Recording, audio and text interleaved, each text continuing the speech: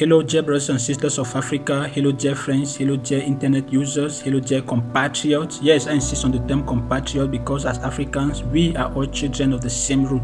Africa is our common root, Africa is our common heritage, and we will never do without Africa. Welcome once more to African Metamorphosis. This is the place where we believe in the total transformation of Africa. In this video, dear friends, we are going to be talking about the person of Ruben Um Nyobè. Ruben Um Nyobè is known as the father of the independence of Cameroon. Cameroon is a country situated in Central Africa.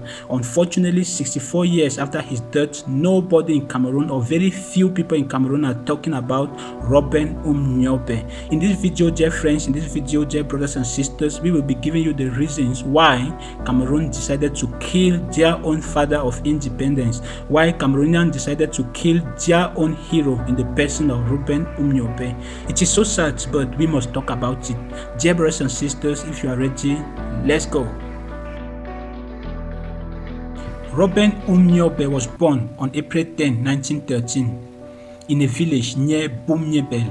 Boumnyebel is a town situated at about 70 kilometers from the capital of Cameroon, Yaoundé. In 1913, when Ruben Um Nyobè was born, Cameroon was still under the German colonial rule. Ruben Um Nyobè was from the Bassa ethnic group in Cameroon. During his childhood, Cameroon will be shared in two parts between France and Great Britain, as Germany is kicked out of Cameroon after the First World War. This was already trauma to the father of Cameroon independence. Ruben Um Nyobè will grow up and will be educated in Presbyterian schools in the part of Cameroon occupied by France. After completing his university studies, the father of Cameroon's independence, Ruben Um Nyobè, will join many political movements despite being a civil servant. In 1948, he is one of the founding fathers of the first ever political party created in Cameroon, the UPC, the Union of the Population of Cameroon, known in French as Union des Populations du Cameroun. The purpose of this party was to seek for the reunification of Cameroon that was divided between France and Great Britain, and equally seek for the total independence and freedom of Cameroon from French and the Great Britain political or colonial dominion. That was the vision of this party created by Ruben Um Nyobè and his companions. In 1952 and 1954, Ruben Um Nyobè will address the General Assembly of the United Nations and spoke on behalf of the people of Cameroon and other colonized African nations. He stressed the importance of Cameroon to reunite and equally the urgent necessity for Cameroon to have independence and freedom from colonial masters, France and Great Britain. That was Nyobè, 1952-1954, at the United Nations General Assembly. On the 13th of June 1958, the Union of the People of Cameroon, UPC, this political party will be banned by the French colonial administration.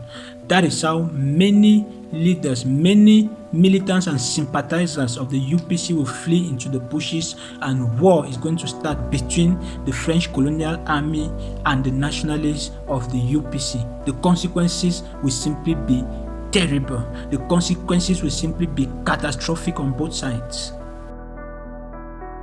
On the 13th of September 1958, the leader, the founding father of Cameroon's independence, Ruben Um Nyobè, will be brought down, will be killed by the French colonial army, simply because he stood to defend his people, simply because he stood to demand freedom for his people. He will be brought down by the French colonial army, simply because he stood to defend the integrity and the land of Cameroon and Africa.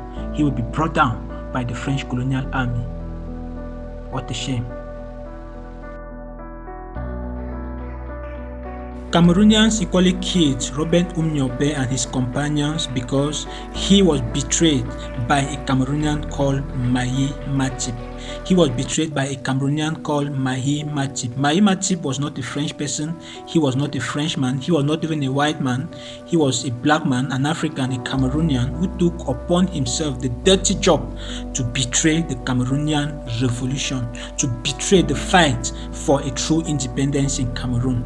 Dear brothers and sisters, dear friends, with this type of people around us, can we think good for Africa? Can we think Africa is going to make it? With this type of people whose only job is to betray the movement, the action that Africans are taking. With this type of people called the maquis of Africa, can we develop? Can we? Cameroonians equally killed Ruben Um Nyobè because on the 13th of September 2022, this day was exactly 64 years as Ruben Um Nyobè, the bedrock of Cameroon's independence, passed away.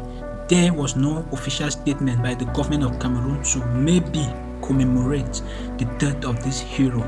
It is so sad. It is so sad. Most of it, very few Cameroonians talked about it. It was like a normal day. Everything, all activities were going normally, of which in a serious country, it could have been a public holiday to commemorate, to mourn the person who fought for our freedom. Dear brothers and sisters of Cameroon, dear friends, is it not time for us to start thinking? Is it not time? Is it not time for us to start commemorating our heroes? If we don't commemorate the Nyobes, the Thomas Sankara, are we going to commemorate Queen Elizabeth? The Prime Minister of Cameroon and the Minister of Foreign Relations is even going to, England to take part in the burial of Queen Elizabeth. Meanwhile, just of recent, on the 13th of September 2022, 64 years after the death of the founding father of Cameroon's independence, nobody talked about it. It was like, in fact, Cameroon, it was similar to a graveyard. It was a no event to anyone. Very few people talked about it. Meanwhile, the government was supposed to take the initiative for the people to follow. Dear friends, is it not time to renew our minds? Is it not time to renew our leaders? Is it not time to celebrate our own heroes?